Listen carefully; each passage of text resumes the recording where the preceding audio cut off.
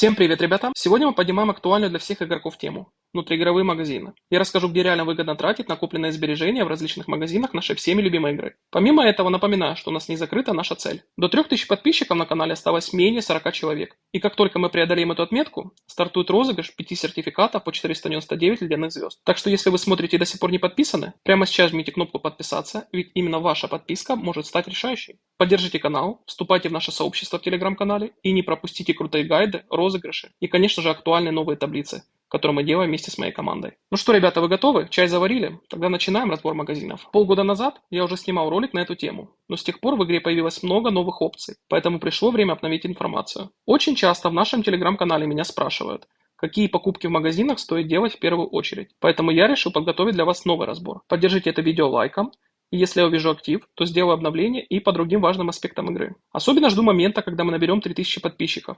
Тогда я выпущу свежую серию роликов про медведя с подробными таблицами и полезными советами. Часть информации у меня уже готова, так что все зависит только от вашей активности. Если вы еще не подписаны, самое время это сделать, ведь каждая подписка приближает выход долгожданного ролика. А сейчас давайте перейдем к теме внутриигровые магазины. И первый магазин, который у нас доступен, это магазин кочевника. И тут многие совершают большую ошибку, просто его пропускают. А делать так не стоит. Я сейчас зашел на аккаунт фермы, чтобы показать все доступные покупки тут, так как на основе сегодня мне не повезло. Все обновления за ресурсы нужно обязательно использовать, пока не появится обмен за алмазы. У вас есть 3 бесплатные попытки в день, и их важно обновлять до тех пор, пока не появится обмен за 50 алмазов. На этой ферме мне сегодня повезло, и сейчас объясню почему. В этом магазине в первую очередь необходимо совершать следующие покупки. Вам необходимо делать обмен ресурсов на другие ресурсы. Это делаем на постоянной основе. И с небольшим процентным шансом стараемся ловить продвинутые телепорты за ресурсы. У меня на ферме выпало аж 2 штуки. Данный ресурс очень важен. В среднем можно получать 3-4 телепорта в неделю. Если вы думаете, что если у вас 40 либо 50 продвинутых телепортов, и вам этого достаточно, то я хочу вас расстроить. Лично у меня на той же Литейной либо СВС я могу использовать порядка 10-20 телепортов за ивент. Так что при первой же возможности стоит стараться находить их в различных магазинах, в том числе и в магазине кочевника. И последняя опция, если вы увидите VIP-очки со скидкой за алмазы, тоже стоит брать небольшое количество, так как кто, как не мы с вами, любим покупать товары по акции в супермаркете. И очки VIP не исключение в этом магазине. По такому формату в течение дня вы используете 3 бесплатные попытки. И как только будет обмен за алмазы, вы перестаете делать обмен.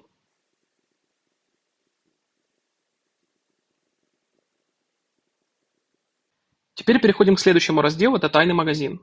Валюта здесь это тайные жетоны, которые вы получаете за выполнение ежедневных миссий. Последняя награда в миссиях – это как раз жетоны, которые можно использовать в магазине. Что необходимо брать в первую очередь? Тут все довольно очевидно.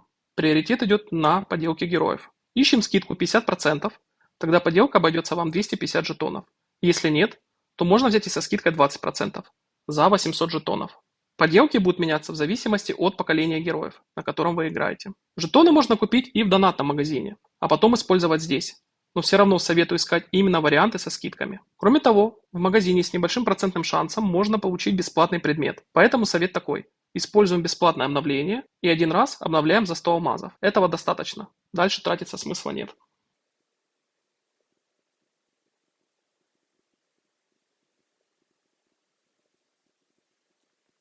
Кстати, недавно в игре появился новый бонус в Рассветной Академии. У Агнес есть навык «Тайное знание», который дает от 1 до 4 бесплатных обновлений в тайном магазине. Вы это можете делать каждый день. Жетоны тоже можно получать благодаря этому навыку. У меня пока этот навык не открыт, но мы уже обсуждали его функционал в отдельном видео про Академию. Почему навык Агнес так важен? Все очень просто. Теперь у нас появилась возможность чаще находить виджеты со скидкой 20% или даже 50%. А это реально помогает, потому что добывать виджеты в игре довольно-таки сложно. Мероприятий для этого немного. Теперь же, благодаря тайному магазину, ситуация становится с добычей поделок немного лучше. Еще один магазин, о котором стоит поговорить, это магазин Арены. Мы его уже обсуждали с вами раньше. Давайте повторим для тех, кто пропустил. Валюта магазина – это жетоны Арены. Их можно получить за ежедневный и еженедельный рейтинг событий. Обязательно используйте все попытки перед рестартом, чтобы попасть как можно выше в таблице. Что необходимо брать в первую очередь? На начальных этапах игры это сундуки с мифическим снаряжением героев.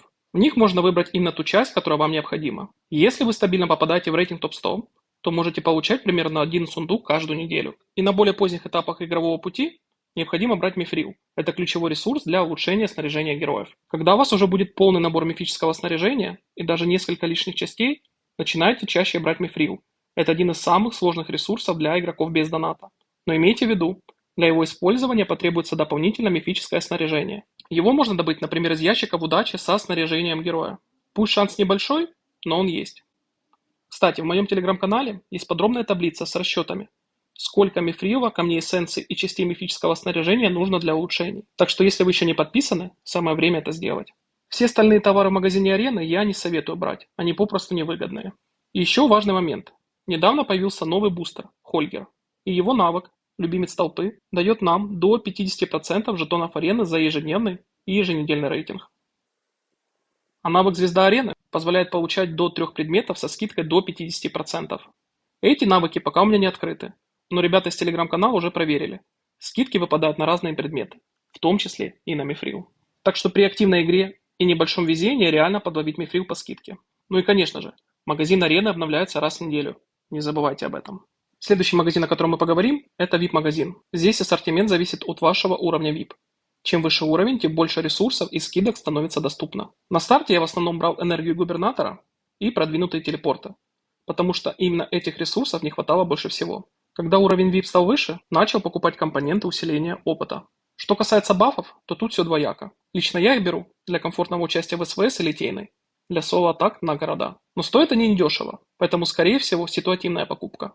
Тут уже каждый решает для себя, исходя из стиля игры. Отдельно хочу отметить рубежные припасы, которые открываются на 9 уровне VIP. Честно скажу, я уже неделю сомневаюсь, стоит их брать или нет. Когда только появилась Рассветная Академия, я пользовался этой опцией. Но сейчас, когда уже открыты все 4 бустера, смысла в ней почти не вижу. Такая же история с ежедневными походами в тундру за алмазы. Возможно, у вас другое мнение, так что напишите в комментариях, что думаете насчет этих покупок. И возможно я свое мнение поменяю. В итоге выходит так. Для себя я регулярно беру компоненты опыта и иногда бафы. Все остальное на ваше усмотрение. Следующий магазин, о котором стоит поговорить, это магазин чемпионата Альянса. Очки для него вы получаете в одноименном ивенте, который проходит с понедельника по пятницу. Напоминаю, я снимал отдельный ролик с лайфхаком, как зарабатывать больше очков, если ваш Альянс не занял топовое место.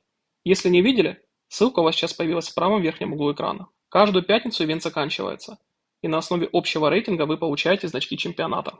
Что необходимо покупать в первую очередь? Это проектные планы, полировочный раствор и упрочненный сплав.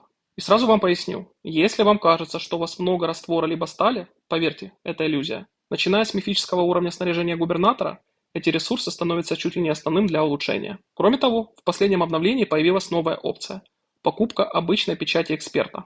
Если у вас еще нет Рассветной Академии, напомню, она открывается на 150-й день игры, вместе с созданиями 4 и 5 уровня. С этого момента приоритет меняется. Полировочный раствор и проектные планы уходят на второй план, а главной покупкой становится именно обычные печати эксперта. Что касается книг знаний, то это уже ситуативный выбор.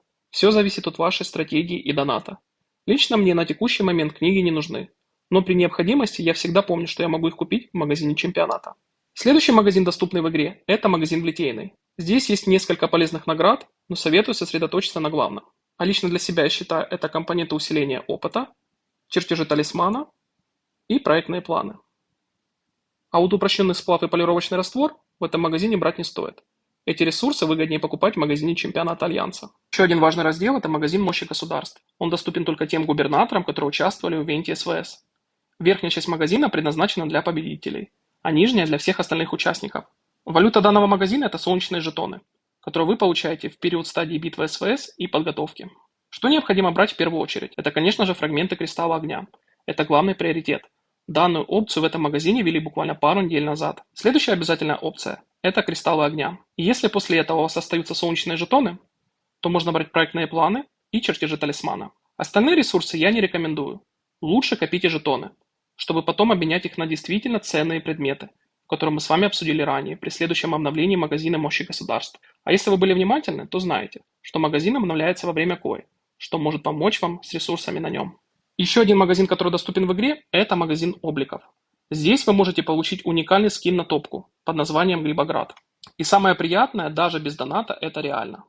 Основная валюта – это жетоны облика. Их можно периодически получать в ивентах от администрации, а также за выполнение всех ежедневных миссий. Да, процесс долгий, но рано или поздно у каждого появится возможность получить этот облик. После приобретения данного облика вы можете брать облик марша, рамку аватара и скин на остров. И тут хочу вам дать совет.